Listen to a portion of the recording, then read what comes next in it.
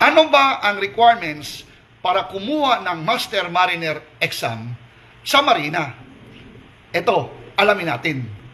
Kapag pumunta ka sa Marina website at hanapin mo ang Master Mariner exam requirements, isa sa sinasabi doon ay dapat meron kang 36 months accumulated sea service as officer in charge of a navigational watch. Meaning, ikaw ay third mate or second mate. So kung meron kang experience as third mate and 36 months accumulated sea service, pwede ka na kumuha ng Master Mariner exam. At kapag pumasa ka sa theoretical and practical exam, ikaw ay Master Mariner.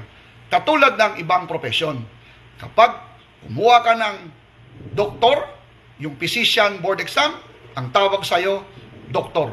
Kapag kumuha ka ng bar exam, ang tawag sa'yo, lawyer. Kapag kumuha ka ng teacher board exam, ang tawag sa'yo, teacher. Ganon din ang Master Mariner. Pag pumasa ka, ang tawag sa'yo, Master Mariner. That is under the rules sa Marina. So, dura lex, sed lex. The law is harsh, but it's the law. Ang tawag sa'yo, Master Mariner kapag pumasa ka ng theoretical and practical. Thank you guys.